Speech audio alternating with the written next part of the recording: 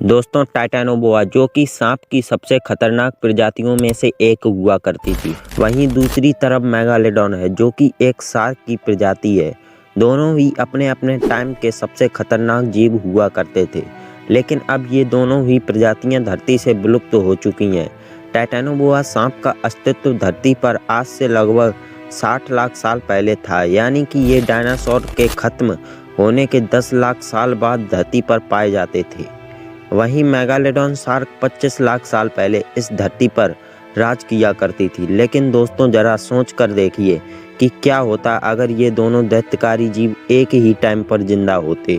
क्या होता अगर इन दोनों के बीच एक फाइट हो जाती, तो इनमें से कौन जीव जिंदा बच पाता और कौन सा जीव मारा जाता। इन्हीं सभी सवालों के जवाब जानने के लिए वीडियो के एंड तक बने रहिए। लेकिन अगर उससे पहले आपने इस चैनल को सब्सक्राइब नहीं किया है तो सब्सक्राइब कर लीजिए, ताकि आपको आगे भी ऐसी ही इंफॉर्मेटिव वीडियोस मिलती रहें। दोस्तों, अगर बात करें टाइटेनोबोआ की, तो यह धरती पर मौजूद अब तक की सबसे बड़ी सांपों की प्रजाति है। ये आज के समय में मौजूद सबसे बड़े सांप एनाकोंडा से लंबाई में लगभग 2 गुने और वजन में 4 गुने हुआ करते थे। टाइटेनोबोआ सांप की लंबाई 40 से 50 फुट हुआ करती थी। वहीं इसका वजन 1500 किलो तक होता था।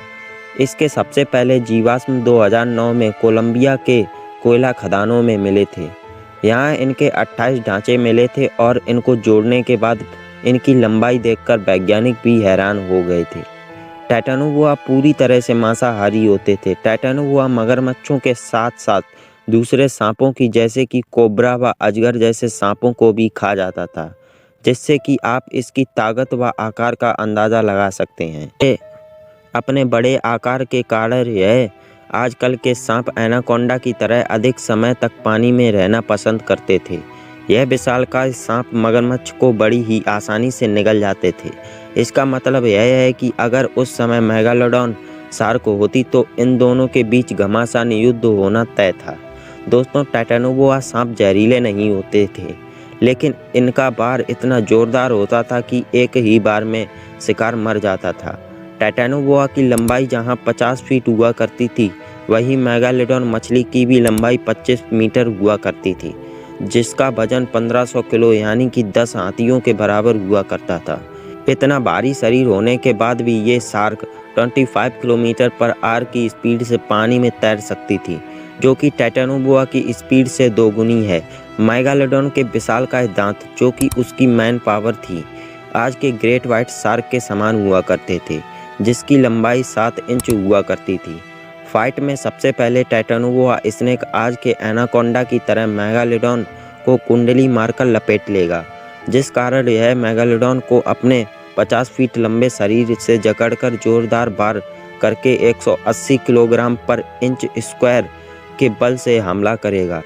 वहीं इसके काटने की शक्ति 400 पाउंड पर इंच मानी जाती है। लेकिन वही मेगालोडॉन शार्क भी टाइटेनोबोआ से कम खतरनाक और विशालकाय नहीं हुआ करती थी, जिसकी बॉडी की स्किन काफ़ी मोटी, टाइट व चिकनी हुआ करती थी, जिस वजह से टाइटेनोबोआ ज़्यादा टाइम तक मेगालोडॉन को पकड़ कर नहीं रख सकेगा और मेगालोडॉन को थोड़ी बहुत कोशिशों के बाद ही छोड़ देगा। और मेगालोडॉन की थोड़ी बहुत कोशिशों के बाद वह उसके चंगुल से छूट जाएगी। यहाँ टाइटेनोबोआ का इतना लंबा शरीर ही उसकी मौत का कारण बनेगा, क्योंकि इतनी लंबी बॉडी होने की वजह से मेगालोडॉन टाइटेनोबोआ को आसानी से अपने 10 फुट डायमीटर के जबड़े से दबा लेगी। मेगालोडॉन की असली ताकत उसका जबड़ा है, जिसमें 276 दांत हैं। इसमें 6 लोग आसानी से आ सकते हैं।